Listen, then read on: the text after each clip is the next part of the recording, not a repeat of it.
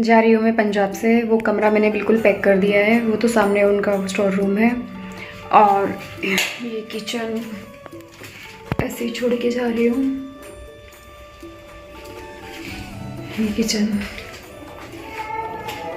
ये सब बर्तन मैंने ढक दिए हैं आराम से, और कुछ बर्तन मैंने नीचे भी ढक दिए हैं यहाँ पर। और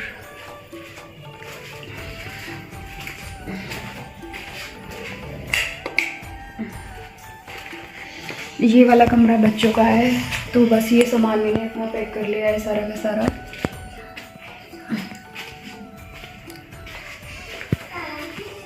ये बैग मैं अभी बंद करने वाली हूँ, बस फिर निकल रही हूँ मैं अकेले अकेले ही। ये वो जो स्कूटी थी, ये उन्होंने मेरे को चलाने के लिए दी नहीं थी। पहले दिन बोला पेट्रोल नहीं है, दूसरे दिन भी नहीं दी थी मुझे। अगर स्कूटी दे देते तो मैं अपना कम से कम खा पी के रहती यहाँ पर। ये जो आप पुल देख रहे हैं ना, ये अंडरग्राउंड जो बना है, इसको बनाने में इतना संघर्ष हुआ है जिसके बारे में मैं बता नहीं सकती। इस पुल में ना 3 ट्रेनें निकलती थी, क्योंकि ये सीधा रूट अमृतसर को होके पाकिस्तान जा रहा है ये रूट। और ये इतना बिजी रहता है, हर आधे घंटे में कोई ना कोई ट्रेन। तो इसको तो बहुत जल्दी बन जाना चाहिए था, लेकिन ये इतनी जल्दी बना नहीं, पता नहीं क्यों। और जब ये बन गया था ना, तब भी इसमें कोई दिक्कत आ गई थी। उसके बाद लोगों ने धरना वगैरह दिया, फिर से इसको रिपेयर करा, और अभी अच्छा खासा बन गया है। अब कोई टेंशन ही नहीं है कि भाई ट्रेन आएगी या नहीं आएगी, अब अपना आराम से चले जाओ। तो इसलिए मैंने इसको रिकॉर्ड किया था, क्योंकि ये बहुत मुश्किलों से बना है खन्ना में ये पुल। तो ये वीडियो मैंने अभी इनको दिखाई नहीं है, इनको दिखाऊंगी मैं। और यहाँ पर ना ऑटो वाले जो पहले 10-10 रुपये सवारी थी, अब 50-50 रुपये में जा रहे हैं। अब तो उन्हें, मतलब मैं मानती हूँ महंगाई हो गई है, लेकिन पूरा फ़ायदा उठाते हैं कि अगर कोई ऑटो नहीं है तो हम कितना ले सकते हैं दूसरे से। और ये जो आप मेरे पीछे रोड देख रहे हैं ना, बिल्कुल सीधा रोड है जो हाईवे पर जाता है। ये है खन्ना का रेलवे स्टेशन। और यहाँ पर मैं आपको दिखाऊंगी कि जगह जगह लोग कितना नशा कर रहे हैं। ये देखो, ये मेरे पीछे पता नहीं किस माँ का बेटा है जो ऐसे नशा करके पड़ा है ये। और मतलब बहुत दुख होता है देखकर, क्या करें बस। और ये मतलब मुझे ना, मतलब मैं कभी भी खन्ना इस रेलवे स्टेशन पर आई हूँ ना, कभी भी खुश नहीं रही, ना आते हुए ना जाते हुए। पर फिर भी बच्चों को सोच के मुझे अपने घर आना पड़ता है। ये देखो, ये नशा करके पड़ा है दिन में। ये 4 बजे मेरी मालवा आने का टाइम था, 3:30 बजे का ये वीडियो है। और ऐसा आपको जगह जगह पर मिल जाएगा। और अब ये जो आप पहले लाइन देख रहे हैं ना, ये लाइन पता नहीं इन्होंने रेलवे स्टेशन के आगे क्यों बिछा दी है। अब मतलब जब भी आप रेलवे स्टेशन जाओ तो सीढ़ियाँ तो चढ़नी ही पड़ेंगी, बिल्कुल प्लेन रास्ता नहीं है कि बिना सीढ़ी चढ़े हम चले जाएं रेलवे स्टेशन के अंदर। और इतनी ऊंची है ना ये, कि मेरे पास जो भारी बैग था ना, उसको बहुत मेहनत करके चढ़ाना पड़ रहा था। चढ़ते हुए तो पता नहीं लगता है, लेकिन जाने में बहुत मेहनत लगती है। और सीढ़ियाँ चढ़ना मेरे को बिल्कुल पसंद नहीं है, या तो ये सीधा स्लोप वाला बना देते। और मेमू डेमू ट्रेन, अगर आप पंजाब में रहते हो तो आपको पता होगी कितनी सुपर फास्ट चलती है, मुझे बहुत अच्छी लगती है। उसका टिकट भी बहुत रीज़नेबल है। मेरे ख्याल से कोरोना के बाद से बढ़ा दिया है, अभी तक मुझे पता तो नहीं है कितना बड़ा है। जब ये मालवा आने वाली थी ना, मुझे पता नहीं था इसमें इतने सारे एसी के कोच हैं। और फिर भी मैं लोकल टिकट लेकर एसी के कोच में मैंने ट्रैवल किया था। और जब मुझे किसी ने कहा ना यहाँ कैमरा लगा है, मेरी तो हालत ख़राब हो गई थी। मैंने कहा टीटी ना आ जाए। एक टीटी आया भी था, तब सामान लेकर मैं आगे की तरफ आने लगी, तो टीटी ने ये सोचा कि मतलब मेरी कोई सीट होगी, तो टीटी ने मेरे से बात नहीं करी। और उसके बाद मैं यहीं पर थी, मैंने सामान लगा दिया था मेरे सूटकेस के ऊपर, मैंने इसको बिठा दिया था। तो आराम से ये जर्नी मेरी करीब 1 घंटे की जर्नी है मेरी, कट गई आराम से, कोई दिक्कत नहीं हुई। और ये आप आनंद ले सकते हैं पंजाब के लहलहाते खेतों का। इसके बाद ना जब मैं ट्रेन से नीचे उतरने लगी तो ये सो गई थी, बड़ी मुश्किल से इसे उठाया मैंने। और ये जो आप ब्लू कलर का बैग देख रहे हैं ना, ये लोग वहाँ वैष्णो देवी गए थे, और वैष्णो देवी से आ गए ये। मतलब लोग कितनी तैयारी के साथ आते जाते हैं ना। इन बच्चे मुझे कह रहे थे कि हमें तो दर्शन हुए ही नहीं, इतनी भीड़ थी। मतलब इतनी दूर जाए बंदा और दर्शन ना हो, मतलब कैसा लगता है ना। अरे यार, समोसे ही इतने महंगे हो गए हैं। मैंने वहाँ पर बस स्टैंड के सामने ख़रीदा समोसा 15 रुपये का। और वो इतना बड़ा भी नहीं था, ठीक ठीक था। तो उसने मैंने उसको 20 रुपीज़ दिए ना, तो उसने 5 रुपीज़ की चॉकलेट दी। और ऐसा कभी आज तक हुआ नहीं है कि मैं कोई भी चीज़ अपने पर्स में सेफ रख पाई हूँ, हमेशा ऐना ने देखा है और लिया है। फिर मैं उसमें उसको ये कहा कि बेटा मैंने चॉकलेट इसलिए ली है कि जिससे कि आप रोटी पराठा चावल खाना खा सको, और हर सामान इसका गिरना तो ज़रूरी होता है, बिना गिरे कोई सामान खाती नहीं है। फिर इसने मेरी कैप ये लगा ली थी और ये चॉकलेट ये पाके इतनी खुश हुई, इतनी खुश हुई, क्या बताऊँ मैं।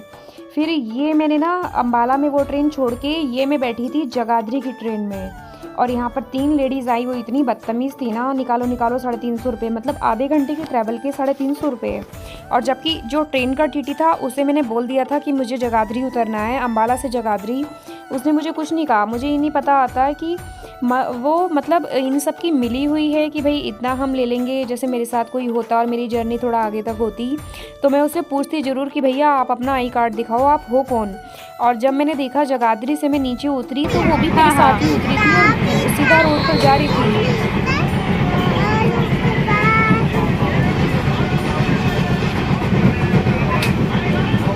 ऐना ने ना यहाँ पर अपनी मुझे सारी पोएम सुनाई थी, तो ये याद कर रही थी, कुछ भूल गई होगी।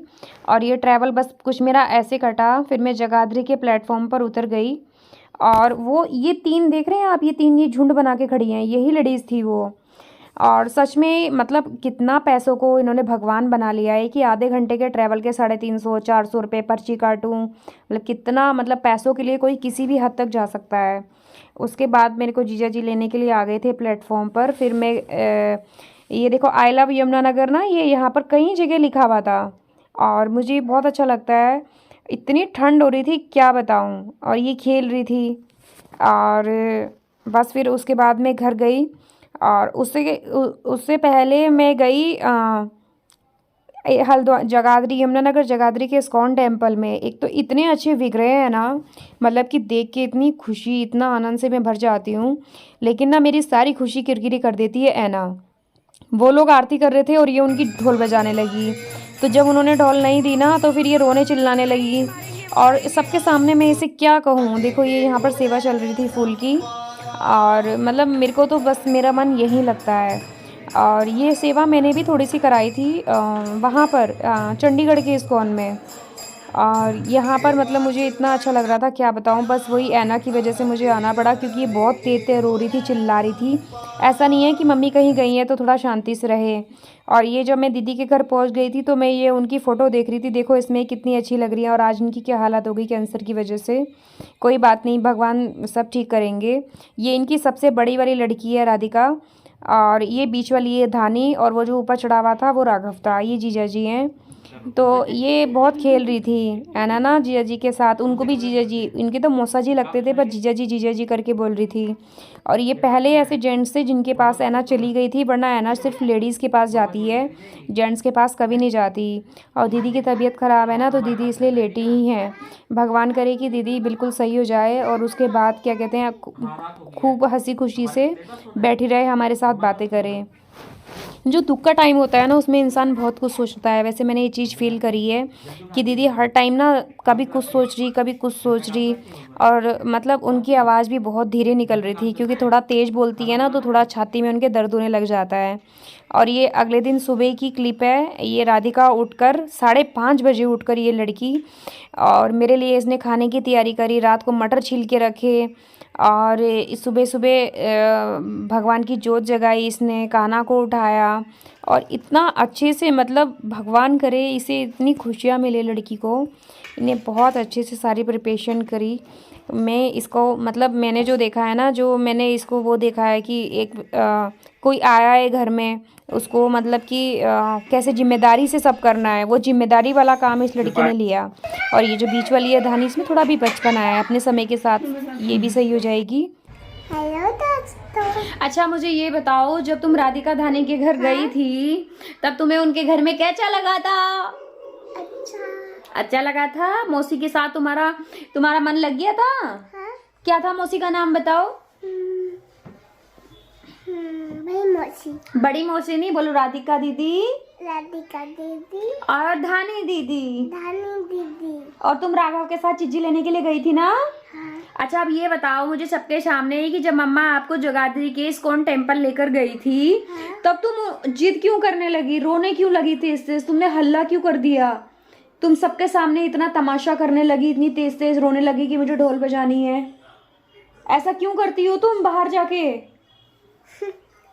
पता नहीं, इतना तमाशा क्यों करती हो? मेरे को मन लगा था। मन लगा था। अब आज के बाद ऐसा करोगी? खुश रहोगी ना?